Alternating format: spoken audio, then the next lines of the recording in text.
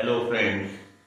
आज मैं आपको मानक प्रणाली का अध्याय 2 बताने जा रहा हूँ। इसके अंतर्गत स्वर बताए जाएंगे और अक्षर कैसे लिखे जाते हैं वो बताया जाएगा। सबसे पहले तो इसमें आप समझ लीजिए, एक वर्ड होता है, अंग्रेजी का वर्ड होता है फोनोग्राफी, PHONOGRAPHY।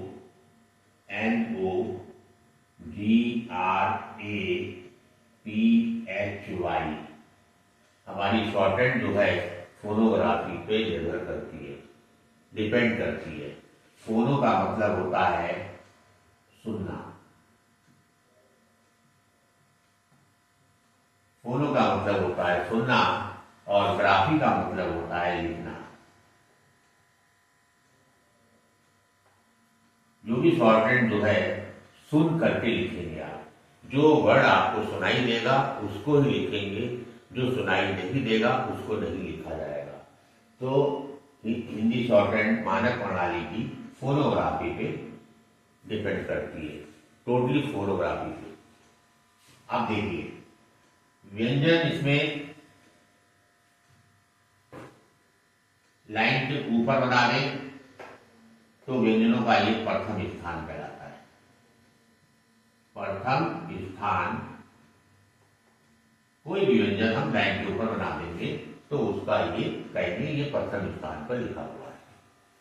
अगर लाइन पर अक्षर लिख दें तो ये अक्षर का द्वितीय स्थान कहलाता है।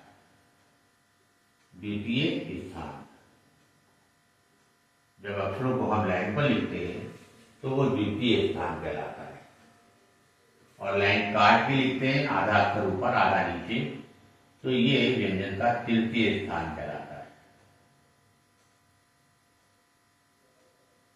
इस प्रकार शॉर्टहैंड 3 स्थानों पर लिखी जाती है। अक्षर लाइन के ऊपर लिखे जाते हैं, लाइन पर लिखे जाते हैं और लाइन को काट कर लिखे जाते हैं। जब अक्षर ऊपर लिखा होता है तो कहा जाता है कि व्यंजन प्रथम स्थान पर लिखा हुआ है। लाइन पे होता है तो कहा जाता है व्यंजन दूसरे स्थान पर लिखा है। लाइन काट के आधा अक्षर ऊपर आधा नीचे होता है तो कहा जाता है व्यंजन तीसरे स्थान पर लिखा है। अच्छा, इसके अलावा कुछ पड़ी रेखाएं होती हैं जो आपने पढ़ी हुई है। पड़ी रेखाएं,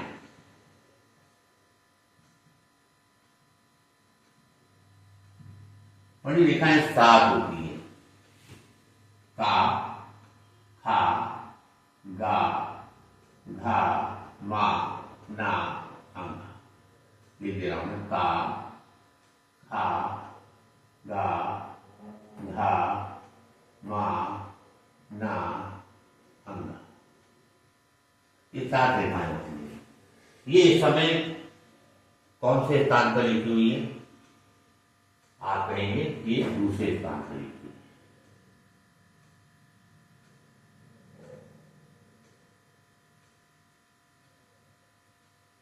ये समय द्वितीय स्थान पर लिखी है। अब अगर हमको इसको तृतीय स्थान पर लिखना हो तो कैसे लिखेंगे? तृतीय स्थान होता है आधा अक्षर ऊपर आधा नीचे। ये नहीं हो सकती, कट नहीं सकती है, क्योंकि मतलब पड़ी रेखाएं, तो इनका तीसरा स्थान भी यही होता है, याद करेंगे।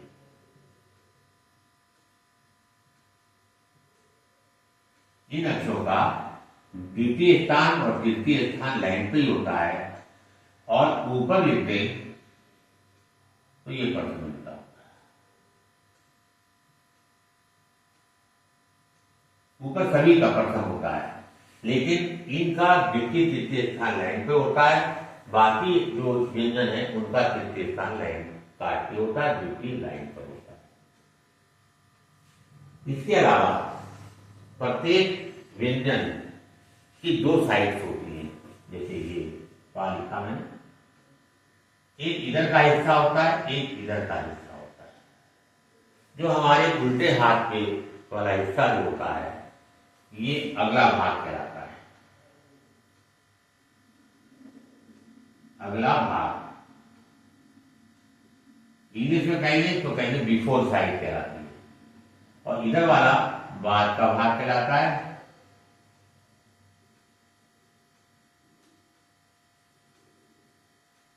या कह सकते हैं आफ्टर साइड।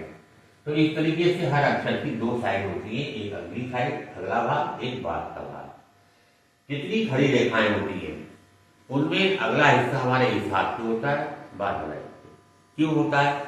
क्योंकि कोई भी किताब हम जब पढ़ते हैं तो इधर से पढ़ते हैं, इधर से हम पढ़ना शुरू करते हैं, इधर को पढ़ते चले जाते हैं। तो ये अगला हो गया, ये बाद का हो गया। और अगर किताब रखी हुई होती तो हम ऊपर से पढ़ते हैं। तो इन रेखाओं में ऊपर का हिस्सा ये अगला कहलाता है और नीचे का हिस्सा बाद वाला। इस तरीके से दो इनका अगला ऊपर बाद का नीचे होता है। बाकी सारे अक्षरों में अगला भाग इधर होता है, बाद का भाग इधर होता है। चाहे ये रेखा ऐसे बने तो भी अगला यही रहेगा। ये मत ये अगला ये हो गया, बाद का ये हो गया, गलत, ये बाद का। और अगर ऐसे बने तो भी अगला ये रहेगा और बाद का ये रहेगा। समझ लीजिए अच्छी तरीके से। रेखा को हम ऐसे मोड़ दे तो अभी अगला आगे रहेगा, इधर मोड़ दे तो अभी अगला अगला रहेगा, बाद का।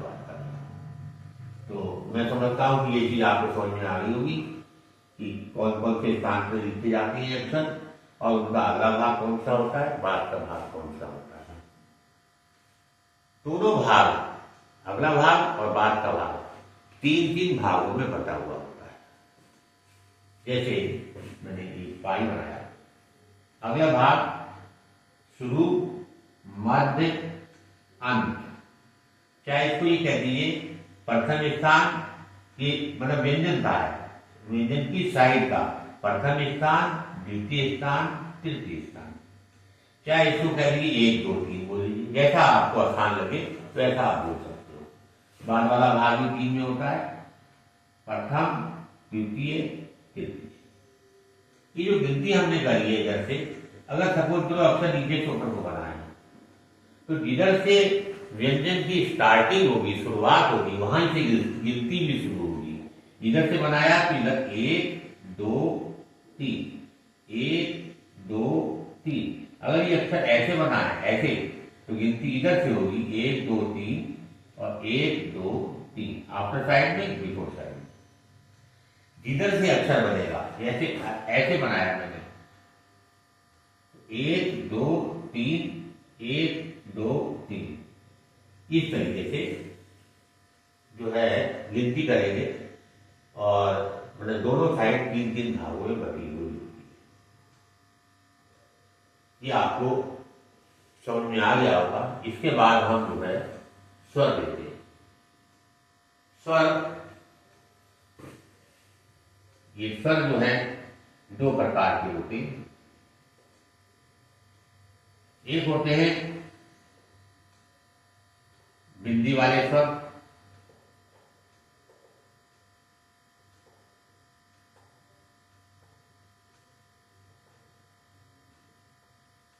दूसरे होते हैं डैश वाले स्वर।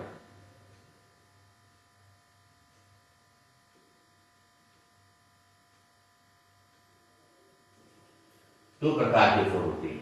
बिंदी वाले स्वरों में बिंदी का प्रयोग होता है, डैश वालों में डैश का प्रयोग किया जाता है। अब इसके बाद मैं आपको बताऊंगा बिंदी वाले स्वर। सबसे पहले हम बिंदी वाले स्वर लेंगे। बिंदी वाले स्वर जो है इधर ले लेते हैं।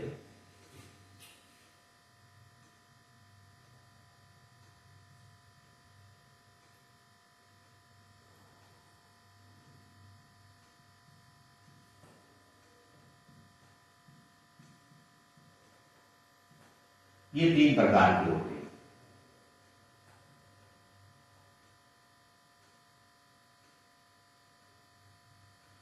तीन प्रकार के होते हैं, प्रथम स्थान के, द्वितीय स्थान के, तृतीय स्थान के। प्रथम स्थान पर इसमें आवाज जो आती है स्वर की आएगी। बिंदी वाले स्वर है तो स्वर की आवाज आती है आ की और ए की। ये 2 आवाजें बिंदी वाले स्वर में आती है पहले स्थान पर। दूसरे स्थान पर ए की आवाज आती है और तीसरे पर ई की आती है और टी की आती है। तो कहने का मतलब ये है, बिंदी वाले स्वर 3 प्रकार के होते।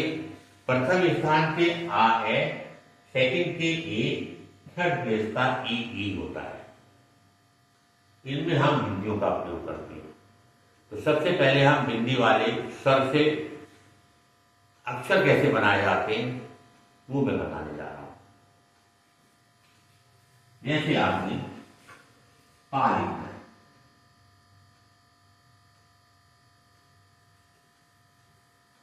पा लिखना है। सबसे पहले आप ये देखेंगे हम पा लिखे कहां पर, इसका पता हमें स्वर से चलता है। पहला स्वर जो है आ की आवाज आ रही है, आ पहले स्थान का है, तो इससे पता चलता है कि पा को पहले लिखिए। पा को लाइन के ऊपर पहला स्थान होता है, देखिए ऊपर लिखिए। अब इसके बाद ये देखेंगे कि पा में आ की आवाज पा से पहले आ रही है या बाद में आ रही है। अगर पहले आ रही है तो पहले बिंदी लगाओगे, बाद में आ रही है तो बाद में लगाओगे। तो पा में आ की आवाज बाद में आ रही है। अब कौन सी नंबर की है? आ 1 नंबर की। तो बाद वाली साइड में 1 नंबर यहां होगा, यहां पे आप बिंदी लगा देंगे तो ये बिंदी आ पढ़ ली जाएगी, पा आ पा। अब इसी तरीके से आपको लिखना है काम।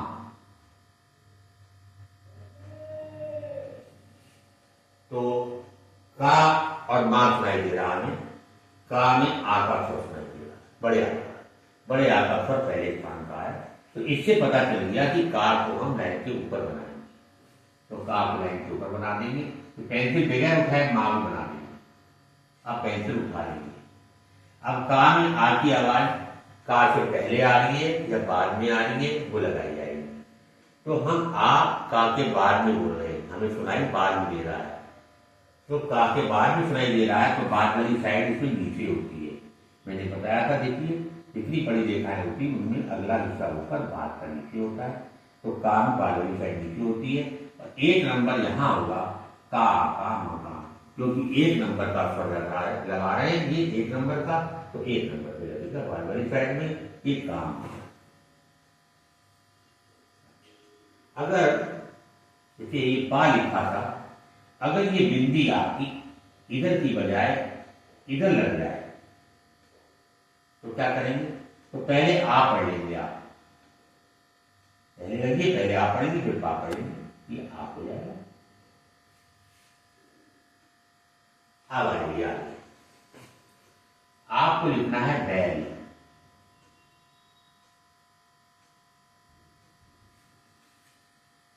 बैल में सबसे पहले हम ये देखेंगे कि हम अक्षर बनाए कहाँ, ऊपर बनाए, बीच में बनाए, लाइन काट के बनाए, उसका पता हमें स्वर से चलता है। जो पहला स्वर आता है, पहला स्वर यहां पर ए का आ रहा है, ए का स्वर जो है पहले स्थान का है, ठीक है। तो बार को पहले स्थान पे बना देंगे,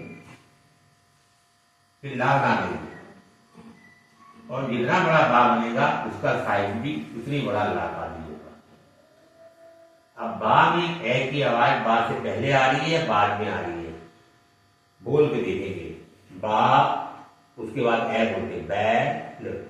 तो बाद वाली साइड में कि 1 नंबर का स्वर है तो 1 नंबर पे बिंदी लगा देंगे, तो बा ए बै और ला बैल। अच्छा, यही जो है बाल में पढ़ा जा सकता है।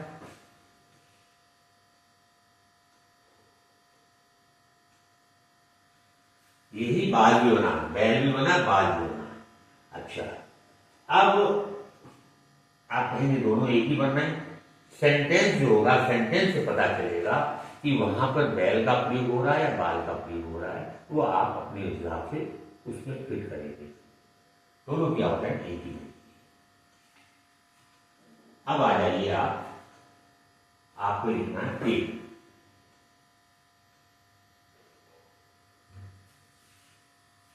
अब पा को कहां बनाया जाएगा? ए की आवाज आ रही, पे ए ये वाली दूसरे स्थान की है, तो पा को दूसरे स्थान से बना। अब देखेंगे ए की आवाज पा से पहले आ रही है या बाद में आ रही है, सुन के देखेंगे या लिख करके देख लीजिएगा। पहले आप ए बनाते हैं या पा बनाते हैं, तो लिखते हैं तो पहले पा लिखते हैं, फिर एक ही मात्रा लगाते हैं। इसका मतलब पा के बाद में ये आ रहा है, तो पा के बाद में एक 2 नंबर का है, 1 और 2 नंबर का आता है। ये बात वाली क्या है, ये गलती मत करिएगा कि ये अगला हो गया, ये बाद का हो गया, ये गलत है। ये इसमें है, इसमें अगला ऊपर है, नीचे है। इनमें अगला हमारे उल्टे हाथ पे, सीधे हाथ पे बाद पे। अब हमें लिखना है बेल। बेल बा में एक की आवाज आ रही है, दूसरे स्थान की है, तो बा को हम दूसरे स्थान पर लिखेंगे और फिर ला। बा में एक की आवाज बाद में आ रही है, बाद वाली साइड में 1 2 दूसरे स्थान पर बिंदी लगा देंगे, तो ये हो गया बा एक बे और ला बेल। इस तरीके से हम दूसरे स्थान का स्वर यूज करते हैं, मतलब उसका प्रयोग करते हैं। नेक्स्ट आ जाइए, आपको लिखना है पी। पी अब पा कहाँ बनाएंगे, पा में आवाज आ रही डी की, ई तीसरे स्थान का स्वर है, तो इससे पता चल गया कि पा को हम तीसरे स्थान पे बनाएंगे। तो पा को आप लाइन पार्ट बना देंगे, आधा अक्षर ऊपर आ जाएंगे। अब ये सुनेंगे कि पा में ई की आवाज बाद में आ रही है या पहले आ रही है। पी बाद में आ रही है, बाद वाली साइड में 1 2 3 यहां बिंदी लगा दीजिए, पी हो गया। अच्छा, ज्यादातर इसमें क्या है, जैसे ई आया तो इसमें आप गाढ़ी बिंदी लगा लेते हैं, और ई आया तो हल्की बिंदी लगा सकते हैं। अगर नहीं भी लगाएं तो पढ़ के समझ जाएंगे यहां पर क्या आ रहा है, अक्षर क्या बन रहा है। तो ये हो गया पी। अब आपको पी हो गया, इसके अलावा आपने जैसे लिखना है जी, तो जा ई आ रहा तीसरे स्थान पे लिखिए, बाद वाली साइड में तीसरे स्थान पे लिखिए। अब लिखना है आपने नी। मां में तीसरे स्थान का स्वर आ रहा है, तो मां का तीसरा स्थान कहां होता है, मैंने आपको बताया था, काखा गाघा माना अंगा का तीसरा स्थान लाइन पे होता है, तो मां लाइन पे होता है। अब मां में ई की आवाज बाद में आ रही है, बाद वाली साइड देखिए नीचे होती है, अगला हिस्सा ऊपर होता है, बाद वाली साइड में ई लगा दीजिए यहाँ पे 1 2 3, तो ये नी बन जाएगा, ये नी हो गया। इस तरीके से मैंने इस अध्याय में कहाँ पर अक्षर लिखे जाते हैं, कैसे लिखे जाते हैं, कैसे उसमें स्वर लगते हैं, और कौन कौन से स्थान पर लिख करके स्वर लगाए जाते हैं, अगला भाग कौन सा होता है, बाद का भाग कौन सा होता है, ये पूरा मैंने आपको विस्तार से बता दिया। ये बेस है शॉर्टहैंड का। अगर ये चीज आपको अच्छी तरीके से आ गई तो पूरी किताब में कहीं पे कोई दिक्कत नहीं आएगी। इसी के आधार पे पूरी किताब चलेगी आगे। आशा करता हूँ कि आपको वीडियो अच्छी लगी, तो आप इसको जो है लाइक करिएगा, सब्सक्राइब करिएगा और अपने दोस्तों को शेयर करिएगा।